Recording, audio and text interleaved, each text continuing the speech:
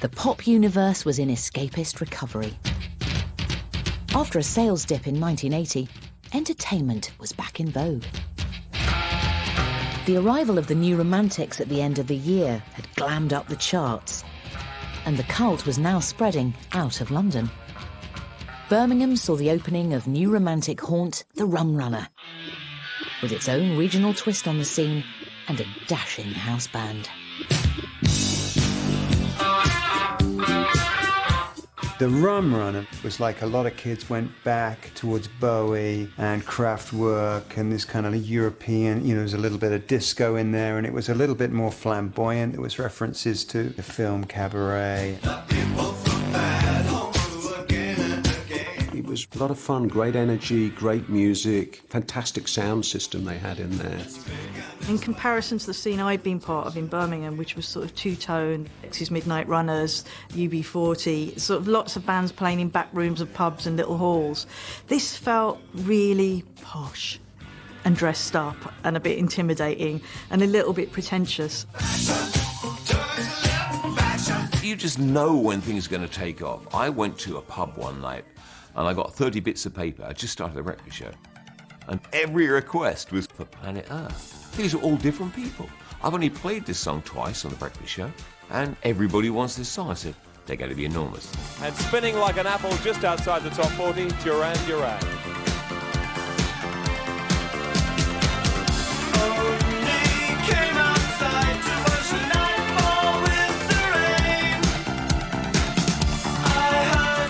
We always saw ourselves releasing singles. We wanted to be a singles band, and we wanted to be on top of the pops.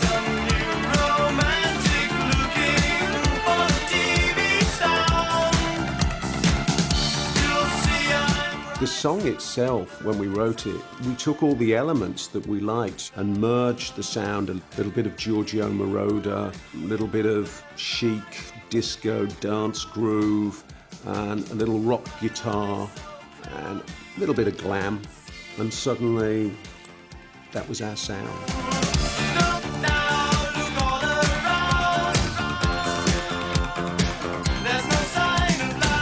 Once they're in the charts, they're on the pops, and Top of the Pops really pull out the stops. They want to present this new band brilliantly, and they even made them a giant planet Earth.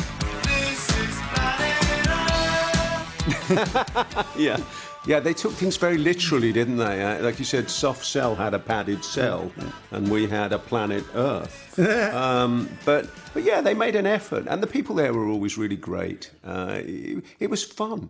Duran Duran. As the year progressed, the show saw Duran swap a new romantic image for the heavy fringes and shoulder pads of a different kind of glam.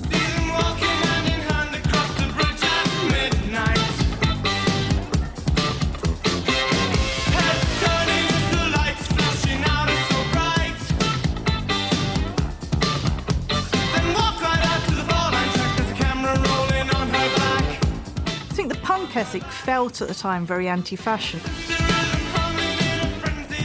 whereas this felt like it was all about hair and makeup and dressing a certain way,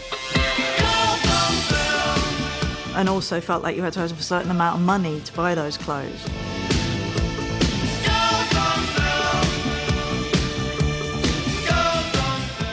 We'd got some money from EMI and we'd gone shopping in London. We'd been to Anthony Price's store on the King's Road. I think we'd gone to PX in Covent Garden and bought some gear. So we kind of like upped the visuals a little bit.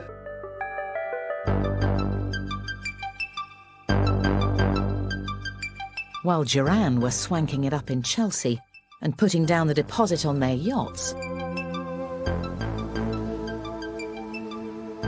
the locals of Southend, embracing a DIY punk ethic, were going electro. Such a small affair, we'll have someone closing like the nightclub door. We used to rehearse really a lot. There was nothing else to do in Essex and Basildon.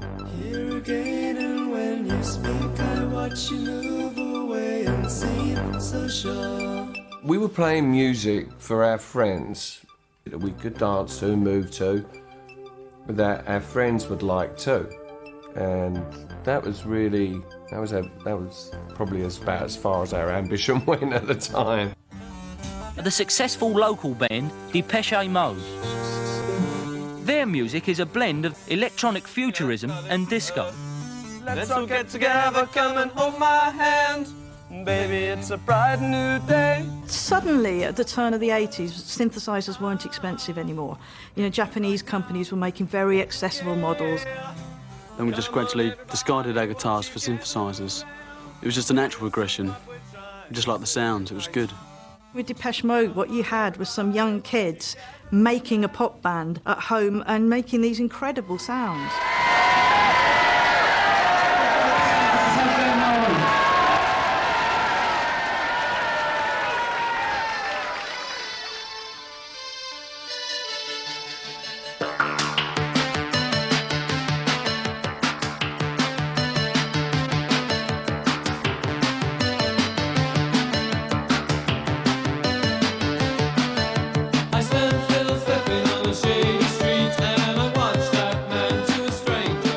Gave us the ability to realise, well, if we can write good songs and we can somehow make some sounds, then we can get on top of the pop. Let me introduce you to a new band called Depeche Mode. Now, they had a record out earlier this year that didn't do everything it might have done, but this one, New Life, is just immaculate. Complicating, circulating, new life, operating, generating, new life. When we first went to Top of the Pops, and I think a few times after that as well, we'd get on the train and we'd put our synthesizers in a suitcase, wrap them in the blankets and stuff so they wouldn't break. And then walk to the BBC. I think that went on for quite a while until we realised other people were showing up with people helping them to do that. Complicating, circulating, new life. Dave Gahan got into futurism by commuting to trendy London clubs from Mum's in Basildon. There wasn't any of that flash. We kept pretty down to earth for a long time. We were young, you know, I mean, we were still teenagers. Incredible when I think about it now. The cute, all-ears charm of a young Depeche Mode won them a string of hits and Top of the Pops appearances. Something that had eluded Sheffield's finest synth band, even though they'd appeared on the show the year before. Famously, the Human League, they got Top of the Pops, went on Top of the Pops, single went down. You have to ask yourself why.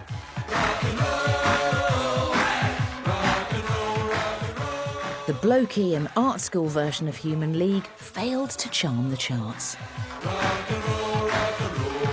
which led to a split, with main synth players Martin Ware and Ian Craig Marsh departing, leaving just singer Phil and back projection man Adrian holding it all together. Do you think they're wiser than in the past? How long do you think it's gonna last? I went up to see the Human League in Sheffield, recording in their home studio. But they couldn't actually play instruments in the conventional way. When they were demoing Boys and Girls, they had all the numbers written on the keyboards. So they couldn't play a chord or anything, you know, it was like one finger. Usually with a synthesizer, you know, you don't have to be manually good at all. That was why we turned to them in the first place, because no one could learn how to do the guitars either. But two events would transform the Human League.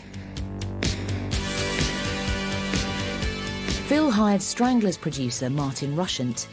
Somehow the songs become bigger. He gave them a rounded sound. He took the potential of the tunes they had and emphasised the melody. And when you get that, you could actually appeal to a much broader audience.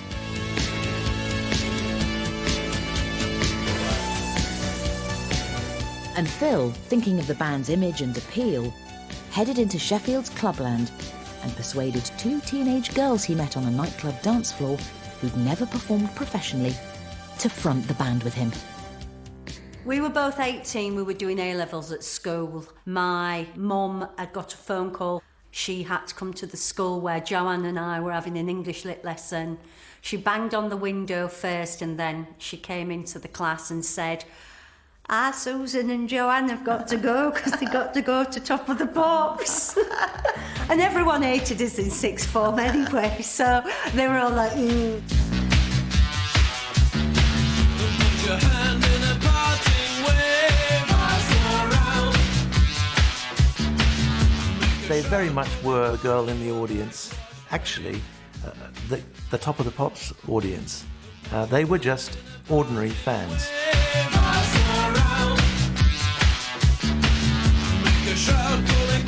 There was no contrived image.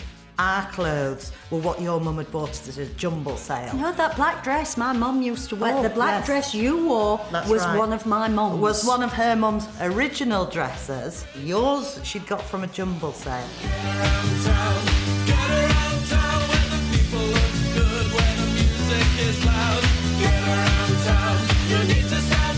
We weren't extraordinary. We're not the best singers in the world by any stretch of anybody's imagination.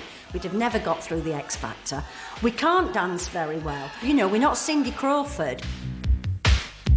You two were always like stars. That was the odd thing.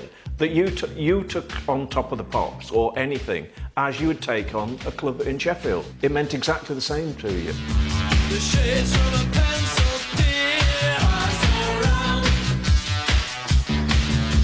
A poke in an eyelid brushed with tear. I feel really proud that we did one of the weirdest ever successful singles. That must be the weirdest record that's ever got in the top 10, isn't it? It's so strange.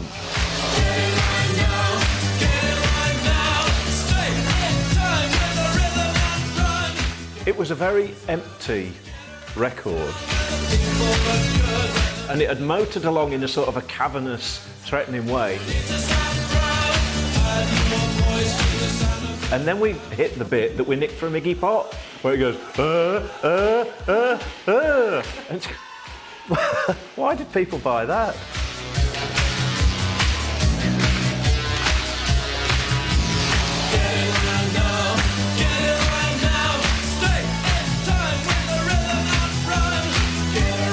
It was odd and we got away with it. It went up the charts, it didn't go down.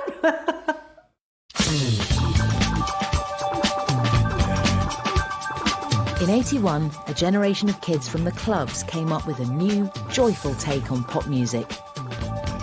And moreover, they pioneered a novel way of presenting their songs on Top of the Pops. Pop videos are a growing phenomena, capturing large slabs of free airtime on pop and children's shows. This year, Top of the Pops has transmitted more than 20 pop videos.